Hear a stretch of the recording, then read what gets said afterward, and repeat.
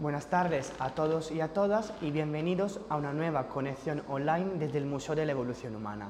Me llamo Nico y ahora mismo hablaremos del fósil que se encuentra en esa vitrina.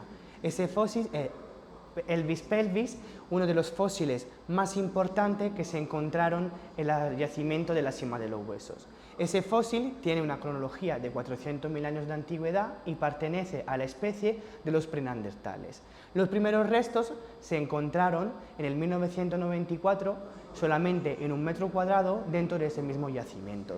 Encontraron los 2 coxales y el sacro, que fueron restaurados gracias al equipo de restauración de Atapuerca, y también se puede ver tranquilamente el perfecto estado de conservación que presentan esos fósiles de la Cima de los Huesos, gracias también a la temperatura que se encontró en esa misma cueva. Hablaremos efectivamente del conjunto lumbopélvico más completo del mundo, que presenta los 2 coxales, el sacro, y también encontraron efectivamente en el 1998 las 5 vértebras lumbares. Pero sabemos que esos restos fósiles pertenecen a un individuo de sexo masculino de entre 45 y 50 años. ¿Cómo sabemos la edad de ese individuo?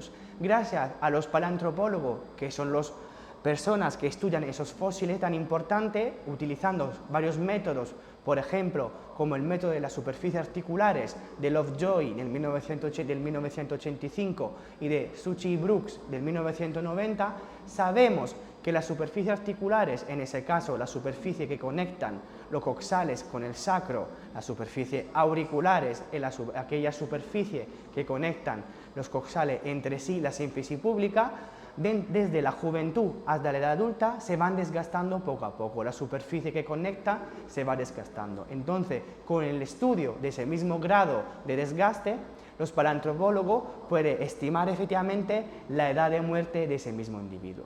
Sabemos también que tiene una altura media de entre 1,75 y 1,80 metros, y con esta misma altura podemos saber la información que tenía un biotipo primitivo, es decir, que esa especie de los preneandertales era alto, robusto y más corpulentos, de diferencia del biotipo que tenemos los Homo sapiens, que somos alto, delgado y más estrechos. Entonces tenemos una diferencia muy importante de biotipo corporal en esas 2 especies.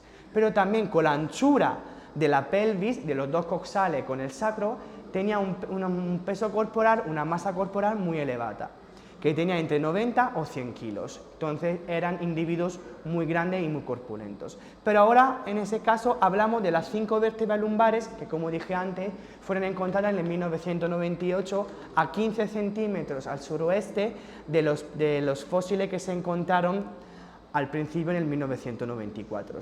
Tenemos todo el conjunto de las lumbares, desde la L1 a la L5, solamente la L1 y la L2 las que se encuentran más fragmentadas, en más trozos, pero en total tenemos las 5 vértebras. Y sabemos que también ese gran conjunto lumbopélvicos, hablando de los coxales, sacro y de las 5 vértebras lumbares, es como un catálogo de enfermedades. Fue diagnosticado efectivamente una espondilitis, que es una enfermedad inflamatoria que afecta algunos huesos de la espina dorsal de ese mismo individuo, donde se fusionan entre ellos. Esa misma fusión vas provocando efectivamente una poca flexibilidad y una postura más fija, es decir, que tenía poca movilidad ese individuo, entonces sufría de una discapacidad motora. Pero también tenemos que añadir otra enfermedad, la síndrome de Baastrup, que esa es un proceso degenerativo que siempre afecta una de las vértebras lumbares, precisamente la vértebra lumbar, la L5, esa misma vértebra que vas chocando con la superficie articular del sacro, donde presenta esa misma superficie articular de una corona osteofítica. Entonces también hablamos de deformaciones de esa misma parte de la columna vertebral.